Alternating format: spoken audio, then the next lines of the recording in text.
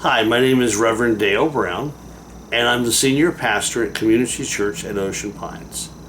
And I wanted to take just a moment and to talk about some current events that have happened in the last 2 days from my own faith perspective and from what I believe to be a biblical perspective.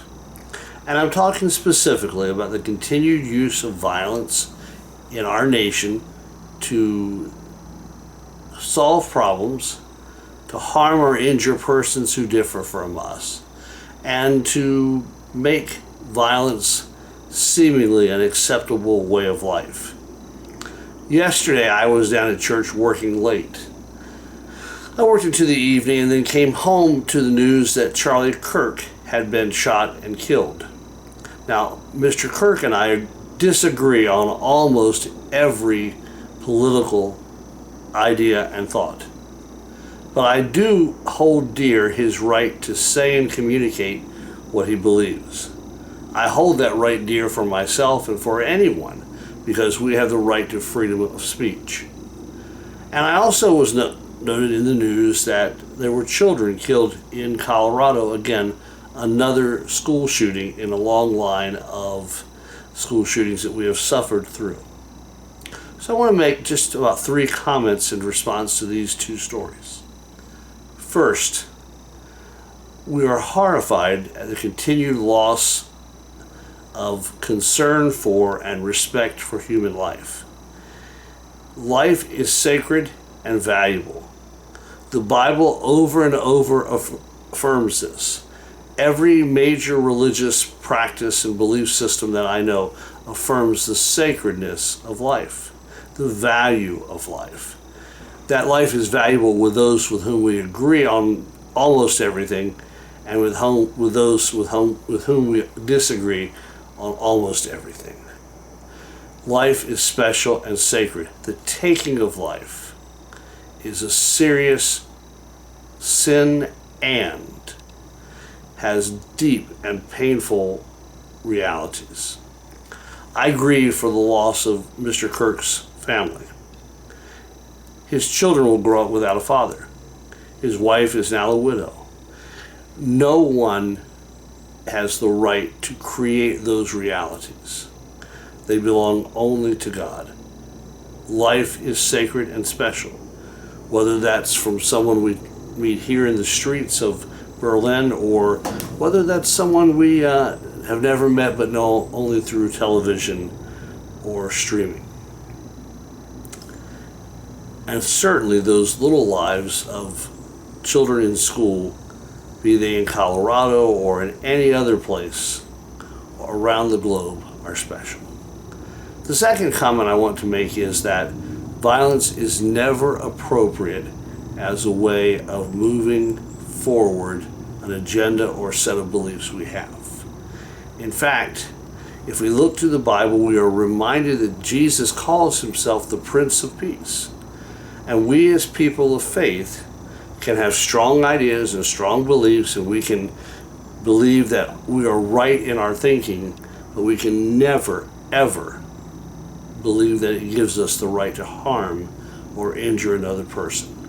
Violence is always, always wrong, even if we think it goes for good ends. I realize that we all become angry.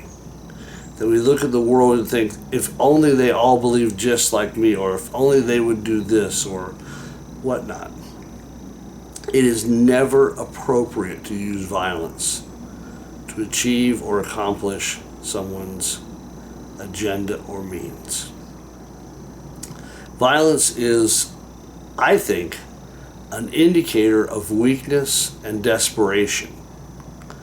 So we must be careful that we don't allow our society, our communities, and even our families to be places where it is acceptable to create and to do acts of violence.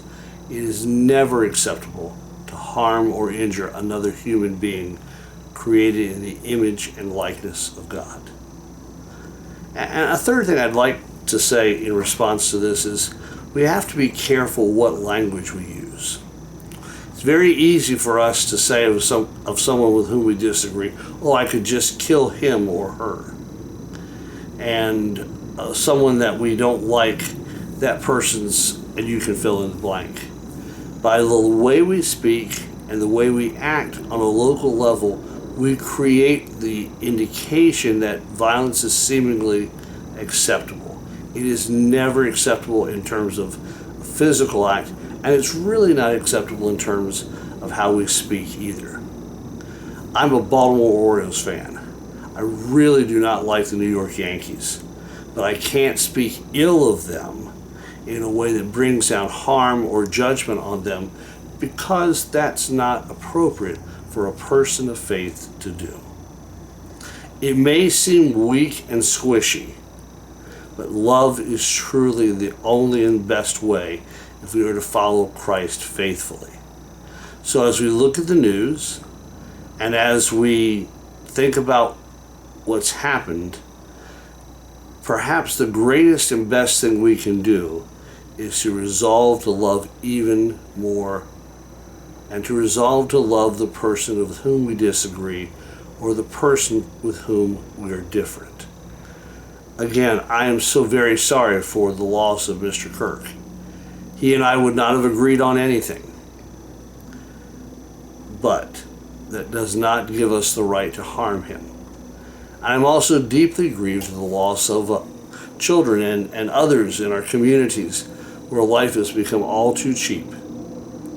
Let's begin to treat one another with the same respect and love and compassion that Jesus has shown to us.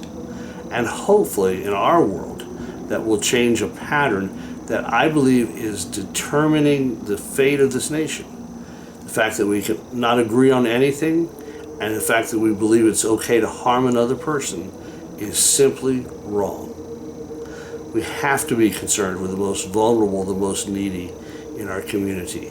And we have to also understand that there are times that we're going to disagree even with our friends, but we don't have the right to harm them, to take out violence on them. So whether it's the couple that were killed in Minnesota by a conservative person, or Mr. Kirk, who likely had angered someone from a more liberal, more moderate position, it's never right, never acceptable, never justified. We need to make our world places of safety and peace. Now, why is this important to me? Let me also give you just a couple of reasons. It's important to me because of my faith. Jesus is the Prince of Peace.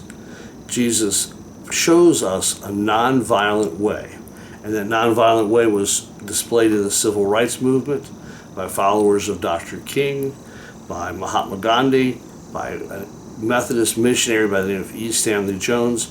It is the way that all ultimately will bring us together and give life to everyone, irregardless of our perspective.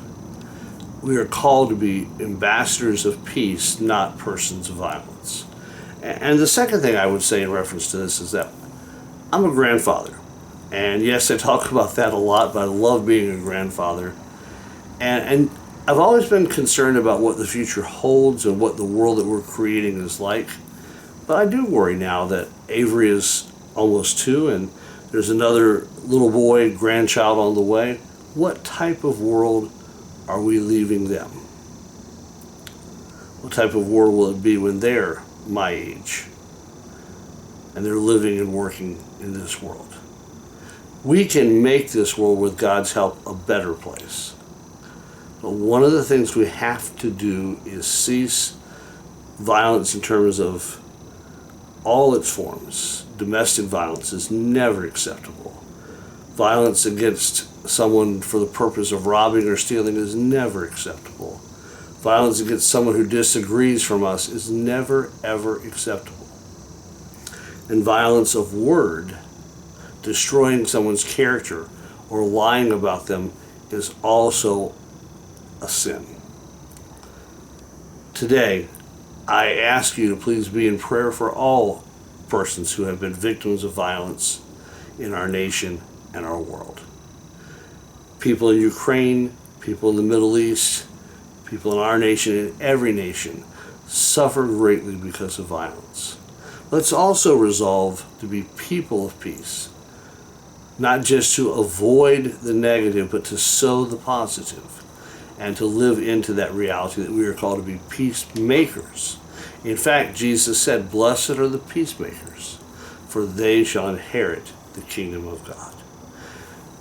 Blessings to you, blessings to those whom we have lost and their memories, and blessings to those who grieve because of acts of violence in our nation. May God bring healing to us and through us to all we meet. Thank you, and may God bless you, and have a great day.